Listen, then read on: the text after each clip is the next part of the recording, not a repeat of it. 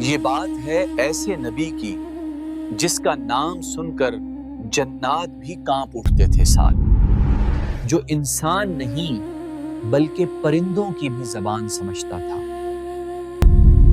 وہی جس کے حکم پر انسان تو کیا جنات بھی ہاتھ جوڑ کر کھڑے ہوتے تھے۔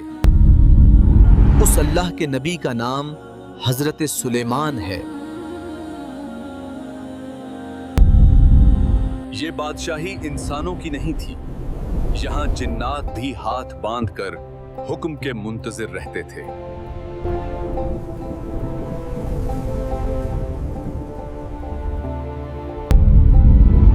یہ صرف سونا نہیں، یہ وہ فن ہے جو جنات نے سلیمان علیہ السلام کے لیے تخلیق کیا۔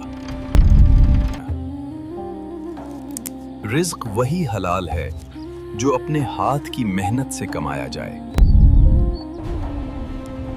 آج سے اس تخت کا وارث سلیمان نہیں، میں ہوں۔ اے میرے رب، تیرا شکر ہے ہر حال میں، یہ آزمائش بھی تیری ہی طرف سے ہے۔ حق آ گیا اور باطل مٹ گیا، بے شک میرا رب ہر چیز پر قادر ہے۔ طاقت اور بادشاہی عارضی ہے، اصل کامیابی صرف اللہ کی بندگی میں ہے۔